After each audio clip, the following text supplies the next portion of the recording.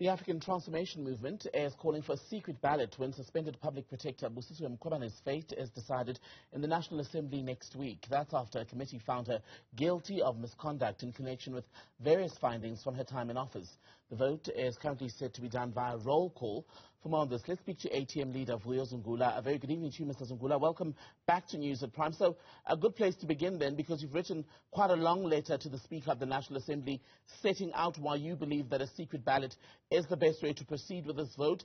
For the viewers who've not seen that letter, summarize in under a minute why a secret ballot is the best way to do this.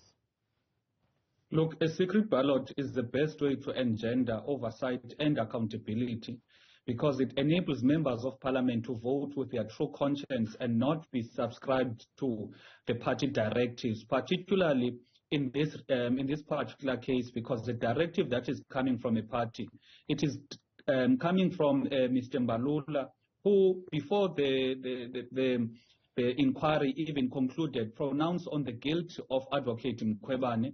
Secondly, this is the same Mr. Mbalula who named Advocate Mkhwebane as a hired gun, and previously recall that Advocate Mkhwebane, as the public protector, found against him in one of the complaints that was submitted to her office.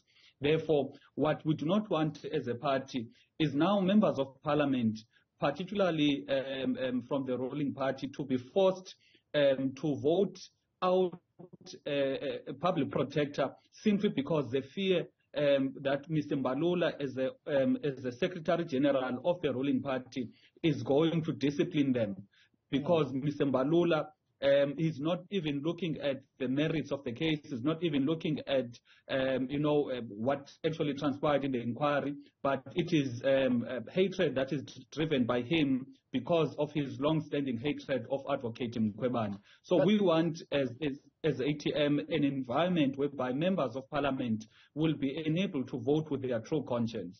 But the Secretary General of the ANC communicates the party message. So it's not a Mbalula decision, right? It would be what he's saying is basically, unless contradicted by the rest of the leadership, an ANC position. Look, there is no discussion or anything in the public domain that would make one to believe that there was a meeting and one of the resolutions is this.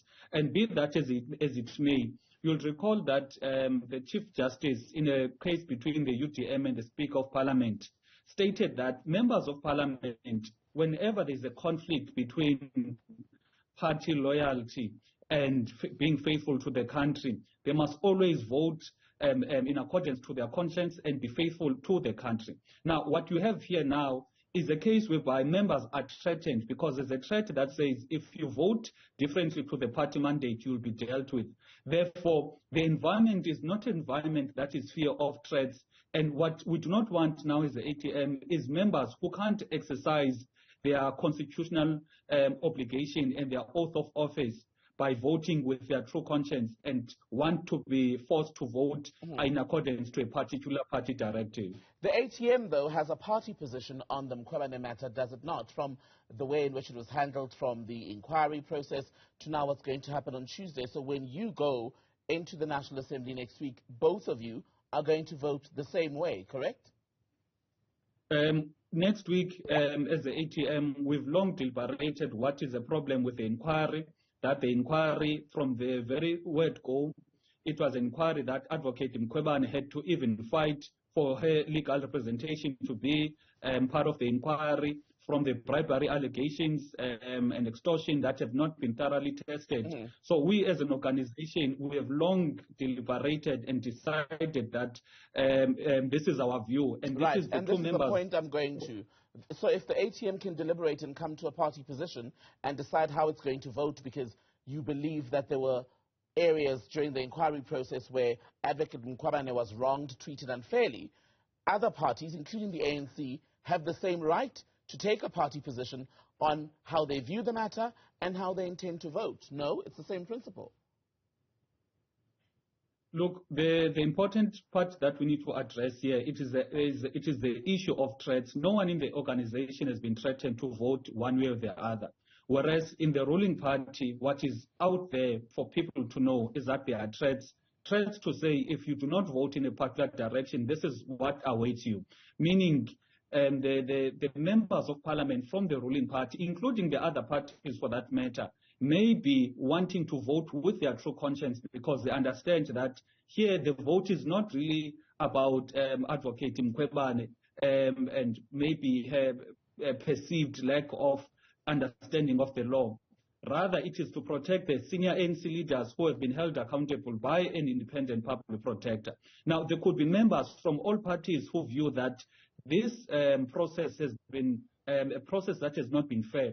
So we want now as an organization to allow or to enable such members to vote with their true conscience and not vote out of fear, because that will not lead to a parliament that we deserve as South Africans, a parliament where members of parliament are able to vote with their true conscience. Have you spoken to members of the ANC in the National Assembly who agree with your position, who would, if there was a secret ballot, vote against Advocate Mkhwebane? And if so, how many? Look, we've not had any discussions with the members of the ANC. That is not the way we operate, whereby we try to, to meddle affairs in the ANC internal issues on matters. But you're speaking on their behalf. But you're speaking on their behalf, saying they're being threatened and will not have the freedom to vote as they wish. How do you make such a statement if they've not told you, for example, that they wish to vote a certain way, but feel as though there'd be a crackdown from their Secretary General? Why not leave them to fight it out within their organization? Look, when members of parliament take an oath, they take an oath to be loyal and faithful to the Republic of South Africa. And parliament is a parliament of the people of South Africa, not a parliament of a certain political party. Now, if that political party is widely reported in the media that its Secretary General threatened members of parliament from doing what they are constitutionally required to do, it becomes a responsibility of all 400 members of parliament to actually come together and say, we are not going to allow political parties to intimidate and threaten members of parliament from doing what the constitution requires of them. So, if they were threatening each other there, but immediately they threatened members of parliament from doing what members of parliament took an oath to actually to do, and their responsibilities in line with the constitution. That is where it becomes problematic. So, as members of the ANC, but what the institution of parliament to be free from threats and any forms of victimization from certain leaders, only because members of parliament were doing what is required by the constitution. So you tried this route before, didn't you, when there was the vote at the end of last year on the Phala Phala panel report? Ultimately, the Speaker did not grant you a request for a secret ballot. Therefore, the ANC used its majority to reject any process that would have followed from its adoption. Basically, if you don't succeed with this request for a secret ballot, what is your next step? The hypocrisy here, Tembekile, is how in the previous parliament, all people were talking about the importance of voting with their conscience and how members of parliament need to vote, need to vote in line with their individual consciences and not through the party line. However, now, the question of a secret ballot, it is something that becomes as if whereas a secret ballot has been proven or has been proven by a court judgment that it is the most effective way of engendering or bringing about oversight and accountability over the executive. So what we are going to do as the ATM is to keep on keeping on, making sure that people understand the importance of a secret ballot and why is it important for members of parliament to vote with their conscience and not to be to be dictated or to be threatened as to how they should exercise their constitutional obligations. And we're going to explore all other avenues, including going to court. We've gone to court before. We'll definitely do so again, because we want also to expose how in the previous parliament the courts ruled in favor of a secret ballot, but currently the courts are ruling against the secret ballot, whereas the facts before the law are the same. They were the same then, they are also the same now. So that is what we are going to do. We are going to keep on exposing this system. Vuyolwethu Zungula, leader of the ATM, good to speak to you as always. Thank you so much for your time.